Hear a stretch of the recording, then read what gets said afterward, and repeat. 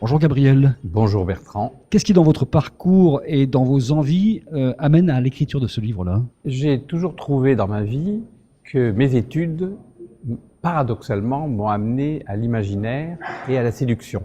Je suis ingénieur de formation, donc j'étais destiné au rationnel, à la logique et au cartésianisme. Mais j'ai toujours pensé que le rationnel, le cartésianisme et la logique avaient ses limites dans le domaine du choix et dans le domaine de l'émotion. Est-ce qu'on peut considérer que l'inbound marketing, c'est une inversion des pôles du marketing? C'est-à-dire qu'on prend tout ce qui existait avant, on oublie ça, c'est fini, c'est mort. Alors je ne veux pas être aussi catégorique, mais vous employez, je dirais, la bonne formule. J'ai pensé que l'ère de Kotler est morte. Pourquoi? Parce que Kotler est le gourou des besoins, de l'analyse des besoins et de l'analyse des marchés.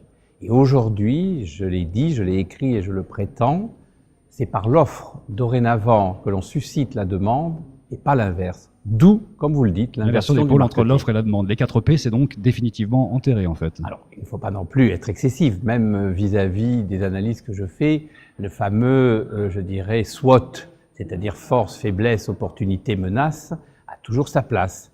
Mais ne vouloir canaliser la demande, on aboutit à des démarches MeToo, c'est-à-dire des démarches identiques à celles des concurrents.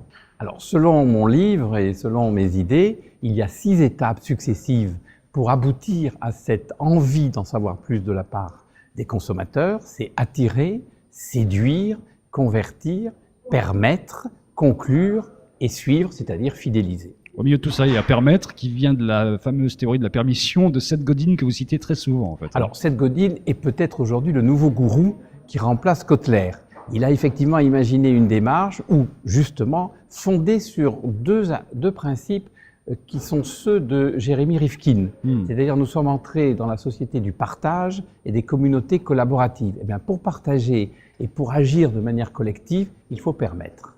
Moi, je suis parti du principe qu'il ne faut pas être chiant.